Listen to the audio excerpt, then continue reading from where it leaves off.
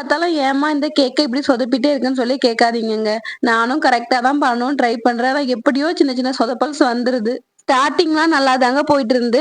ட்ரிப்பிங்னா ஒழுங்கா வரல. அத அப்படியே விட்டுருந்தா கூட அழகா இருந்திருக்கும் போல.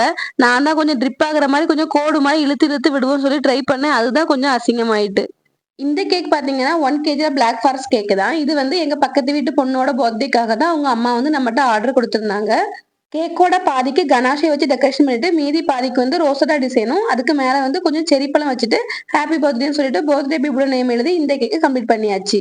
2வது கேக் பார்த்தீங்கன்னா, 1 கேஜில குலோப் ஜாமுன் கேக்கு தான். இது வந்து எங்க மாமா பொண்ணு தான் ஆர்டர் பண்ணியிருந்தாங்க. இது வந்து 3/4 மணி நேரம் டிராவல் பண்ணி போகணும். அதுவும் பஸ்ஸுல அவங்க ரிலேட்டிவ்ட்ட குடுத்து விட சொல்லியிருந்தாங்க. பஸ்ஸுல குடுக்கறனால எனக்கு கொஞ்சம் பயமா இருந்துச்சு. அதுவும் ரொம்ப தூரம் டிராவல் வேற பண்ணணுமா, அதனால வந்து நான் என்ன பண்ணேன்னா, கேக்குக்கு தேவையான டெக்கரேஷனுக்குள்ள எல்லா திங்ஸயுமே தனித்தனியா பேக் பண்ணி குடுத்து, நீனே டெக்கரேட் பண்ணி பிக் மட்டும் எனக்கு அனுப்பிருன்னு சொன்னேன். அவங்க அனுப்புன பிக்ஸ் தான் இது எல்லாமே.